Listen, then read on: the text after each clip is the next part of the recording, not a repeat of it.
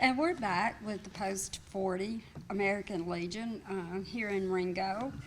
And Jim was pointing out that this is a non-alcoholic alcoholic. Well, don't look at me and say, I cannot believe it. my gosh. Take it away, Jim. Okay, well, I'm proud to announce I've been off the wagon for a long, long time. No, we're a non-alcoholic post, meaning, I think a lot of people confuse us with, like, you know, I don't know if I should say Other this, but agencies. with other choices of veterans, like the VFW and things. And, no, we just, I just want you to know that I think it's important that we're family orientated, good fellowship, everybody gets along together. So, anyway, I thought it was important we bring that up. Yeah, For our people. the members themselves, a while back, before I got here, decided that if we were going to have a post, we would not be serving alcohol.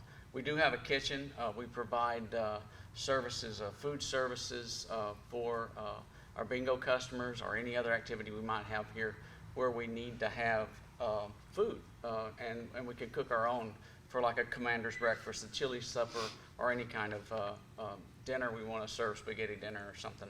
Here we can cook here. But as far as the alcohol service, we do not have a license and we do not serve alcohol.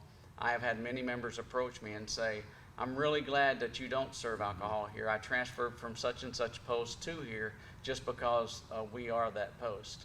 I want to transition into one of the things that we say here at our post and all posts. It's our preamble, and I'd like for you to listen, for this is what we agree to, that we all as Legionnaires bind ourselves to, our preamble to the Constitution of the American Legion. For God and country, we associate ourselves together for the following purposes: to uphold and defend the Constitution of the United States of America, to maintain law and order, to foster and perpetuate a 100% Americanism, to preserve the memories and incidents of our association during all wars. They used to say during the Great Wars, but as time goes on, you know, there are different actions that we have to put up with in our societies, in our world. So we have all wars instead of the Great Wars, which were World War I and World War II. To inculcate a sense of individual obligation to the community, state, and nation. We have activities which involve our community. We're actually members, the American Legion is a member of the Catoosa County Chamber of Commerce, and we are actively involved there. We have a scholarship program we may talk about a little later, and the American Legion National sponsors a boy state and a girl state, which involves kids at our 11th grade and going into the senior year. They can participate for 1 week in Valdosta, Georgia. In our state, it's Valdosta, Georgia, for 1 week. At the beginning, they create a city, county within themselves in two separate, it's not Republican or Democrat, they call them Federalist and something else, but and then at the end of the week, they have created a state, and they educate them with our government program that we have currently. To combat the autocracy of both the classes and the masses, to make right the master of might, and we know who that is, to promote peace and goodwill on earth, to safeguard and transmit to posterity the principles of justice, freedom, and democracy, to consecrate and sanctify our comradeship by our devotion to mutual helpfulness. I really love the last statement where it says devotion to mutual helpfulness, because we're inviting members of our armed services, Army, Air Force, Marines, Navy, Coast Guard, Space Force, to come and join us to have mutual helpfulness. Yeah, we have programs. We mentioned earlier in 1919 the American Legion was created, but because of the American Legion, the Veterans Administration was created. And that was something that we spearheaded to have our veterans that come home, a service for them when they come home. And so not only are we asking for members of the armed forces to come and join us, we're asking, when you come, be mutually helpful. Good, good. And Ricky, tell us about the fundraisers. Well, right now, we're doing a scholarship for a pistol here that we have in front of us. It's a Super Blackhawk 44. What we do with this money is we have a scholarship fund. We give 3 scholarships to our 3 area high schools. We also pay for Boys and Girls State.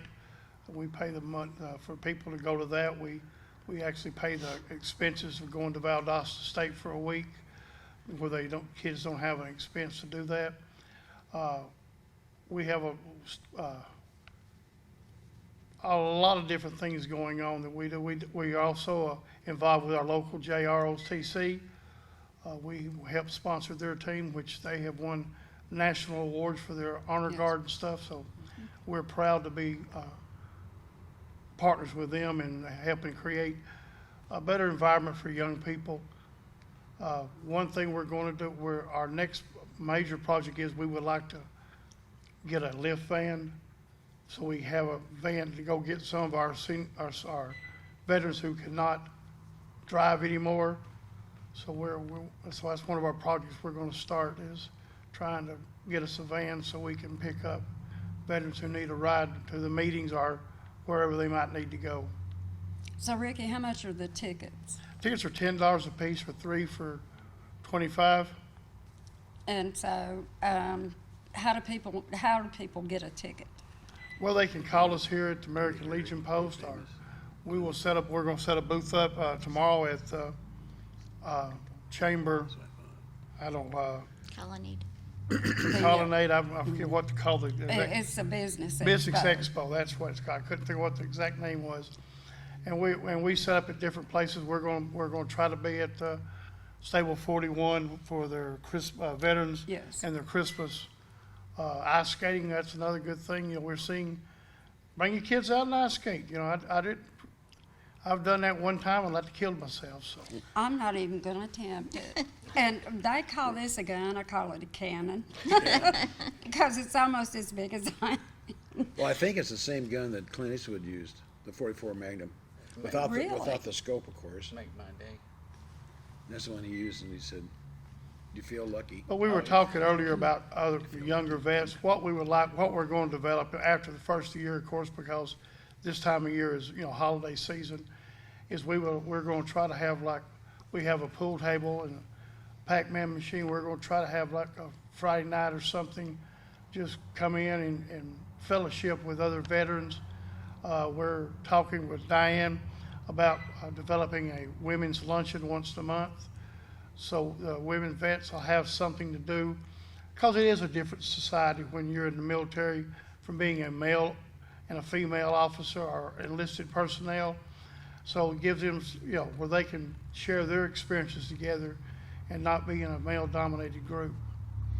So Diane, what was your experiences as a female in the military?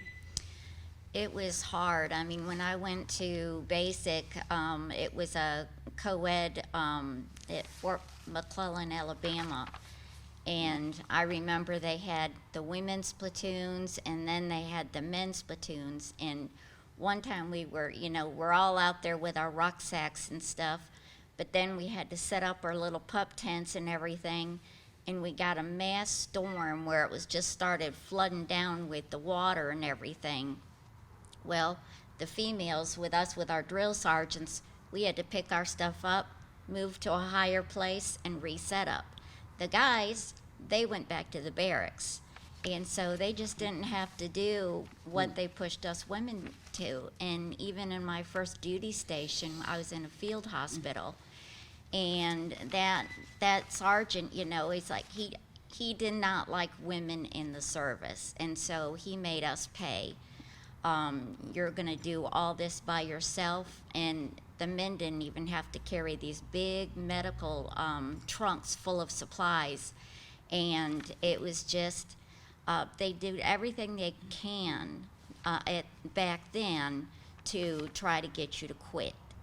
And it's just like, no, to me, it's like, okay, it made me fit to fight. And so, but even now that I'm out and I'm a veteran, when I lived in Florida, I'd go to the VA to get care. They wouldn't even look at the name. They would just automatically call Mr. and then the last name. They don't pay attention. They should know. Nowadays, there's more and more women that are in the service. There's more and more women that are veterans. The women veterans, they just don't get acknowledged. I remember last year I went for the free veterans meals that they have, and I pulled out my ID card, and they said, "Oh no, you're a spouse. The spouse don't get free meals." I said, "No, I am a veteran," and they stood there and argued with me. So needless to say, there is one of those restaurants here in Chattanooga, and I won't be going to it, but they think that if you're a woman, you're a spouse. And so that's where you place you. So when you're a soldier, you pay the price. When you're a veteran, you pay the price. And it's just, we need to get more women veterans to come join us, to be with us and to discuss these different things, to try and help with, whatever, or just talking. I mean, if we could get more women veterans involved, maybe we could make a change. Well, it wouldn't have done for me. I'm telling you right now, because I would have been court-martialed. And, my dad tried to get me to go in the Navy. He was retired. And I said, no, I'm going in the Air Force. That had always been my dream, was to go in the Air Force. And, before that, I wanted to be a Marine, but they didn't like women at all. And so I was going to be in the Air Force, and then when I found out I was 4 inches too short, I just kind of lost my military aspirations. But You must be this high. To ride the ride. Ride the Yeah. ride. to ride the rides, and I wasn't riding that Air Force jet, I'm telling you. But that's heartbreaking is. to hear that story. And I wish you could say who that restaurant was. Because, Well, their initials are the CSC. CSC, folks, boycott that restaurant. And that's terrible that when they hear your name, they think that you're a spouse. I mean, it's just such a disgrace. It is, and it's like, no matter what you have to prove it, they look at you and say, "Oh, you're just trying to get a free meal." No, us women, we did serve. And now, I mean, they're doing a lot of what the men are, flying, in the war, everything. It's not just like, nursing or medical and stuff. And so the women deserve the rights the way the men get things. Oh, I It's agree. just we have to fight harder for them and go and prove, extra hard. You think it's getting any better? I don't think so.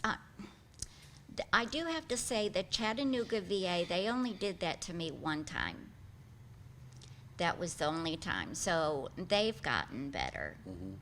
But the VA that I went to when I lived in Florida, they did it all the time. Isn't that So, and they just said, "Oh, I'm sorry, we're not used to getting women veterans." Well, now there are more women veterans. Absolutely. So they should go with the change of the time, not just assume to actually look at the paperwork or, and read the name. We have two good VA facilities. One is here in Hamilton County, which is pretty new, and then Murfreesboro Yes, is very good, because I've been to the Murfreesboro one. yes. What's nice about Murfreesboro is that a lot of their doctors were trained at Vanderbilt. And so you're getting top notch. You're getting top-notch care. Not that you're not here, but I'm just saying. What are you trying to say? We don't have good doctors? Not at all. But Some of the best the Army can pay for. yeah, it's so important for veterans to know all the things that are available for them, and I hope you have your card and whip it out at them, just beat them over the head. I can sympathize because I was a paramedic for years and years and years, and it was always kind of comical, but it was degrading at the same time, because when, you know, we wore a uniform, and when we went in a restaurant, they'd say, now, you know your food's half price, or you know your food's free, and then they'd look again, they'd say, oh, you're not a police officer, you'll have to pay. Oh, my. Oh, yes, that was all the time. And I said, that's okay, if you have anybody choke in here, you take care of it. You know, Ricky, I know you're thinking about mentioning this, but we are gonna have a American Legion golf tournament, which I think is our first one, or second. That's the second. It's our second one. Yeah, we It's gonna had be in one. Windstone, and it's gonna be in April April. 13th, right, Craig? 16. So how many teams do you want? 16th, 13th, yeah. Well, we would like to have 30 teams.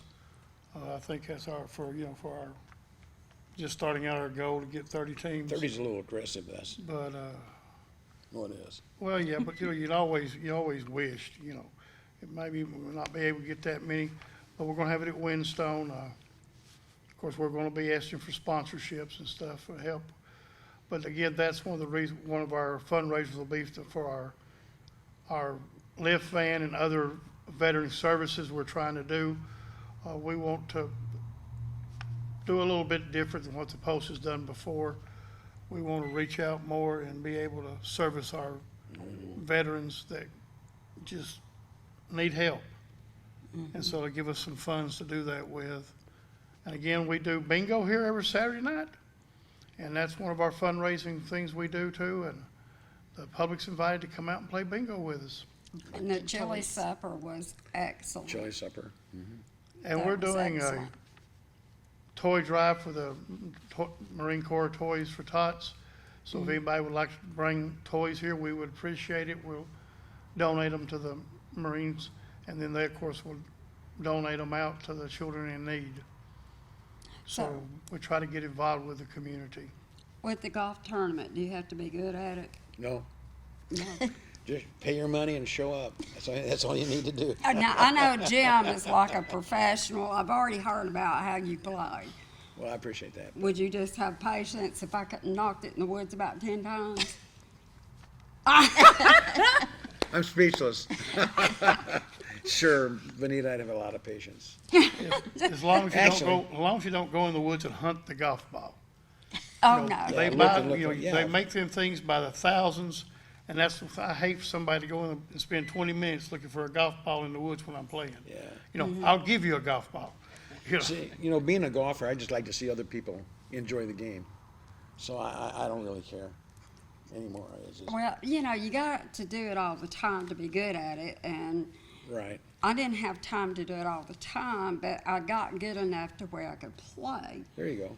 And, you know, and then the last few years, I haven't had time and back issues and all this other stuff, so It's a very time-consuming sport. It really is. it is, it Because is. you got to practice, like you said, to be good at it. You got to do Yeah, I go to that a lot of driving different range. things and- that people just don't want to give up their time, which I understand.